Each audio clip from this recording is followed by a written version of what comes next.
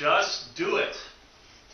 I'll bet there's no one in this room who has not heard that famous phrase, conjured up by the famous American sporting goods company, Nike, to help sell more of these athletic sneakers. This phrase came up with to conjure up the majesty, the grace, the competitive drive that characterizes great athletes like Michael Jordan, Tiger Woods, and Wang Jianmin. Now, I don't think there are anybody in here that's as successful an athlete as Tiger Woods is. But I'll bet the spirit of just do it is something that can make your life better every day. We all face the Shakespearean question in our daily lives. To do or not to do, that is the question. And it is so easy to waver, wonder what to do, to falter, just like Shakespeare's Hamlet did, as we face those daily questions. Should we cold call that customer? It's kind of hard. They might reject us. Should we chase after that pretty girl or that handsome guy? Ooh, that's kind of scary. Should we get out of bed in the morning or hit the snooze button and sleep in an extra few minutes? We also face big questions, like Natalie did, to go to England, to take that new job with a startup that might be kind of risky, to move to a foreign country, to go study, or to take over a new job. We face big, risky decisions. But if we take the attitude of just do it, to stretch ourselves, to push ourselves, to become the champion that we can be, we will live a much richer and fuller life. Now, I don't know if anybody here follows the U.S. election as closely as I did, but an amazing thing just happened today. John McCain wrapped up the Republican nomination, which may not sound that amazing, except that last year he was in last place. He was broke. His whole staff left him. It would have been very easy for him to give up and say, well, I'm done with it.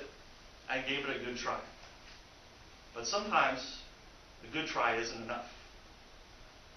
You have to just do it. So what did he do? He fired up his bus. He drove up to New Hampshire. And he went from city to city to city. And he had event after event after event. And he shook hand after hand after hand. He focused on one place and one time. And he quit trying to be the person everybody else wanted him to be. He'd been listening to folks who said, you're not conservative enough, or you're wrong on this issue.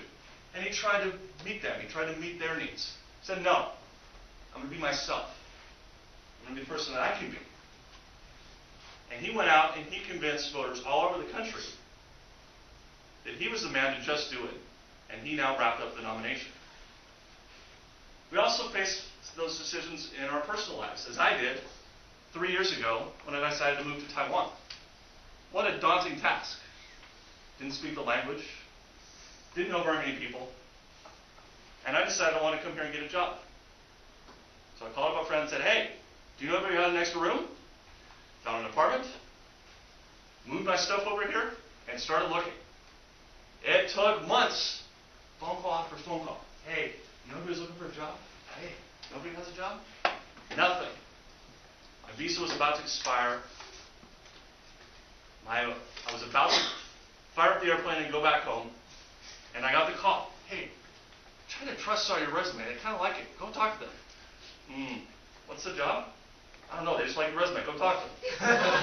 So I did. And sure enough, it ended up being a great fit and a great job, and I came over here. Because I had the courage to just go out and fight and fight and fight and say, a good try is not enough. It is not a matter of pushing yourself, but a matter of doing it and keep trying and trying and trying until you achieve it. So that spirit, that energy, that enthusiasm is what you need to get what you want out of life.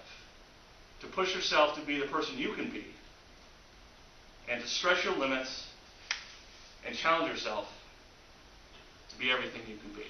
So next time you face that decision, to do or not to do, to get out of bed, to chase the pretty girl, to go after the promotion or the new job. I want to encourage you to just do it. Thank you, Contest Master.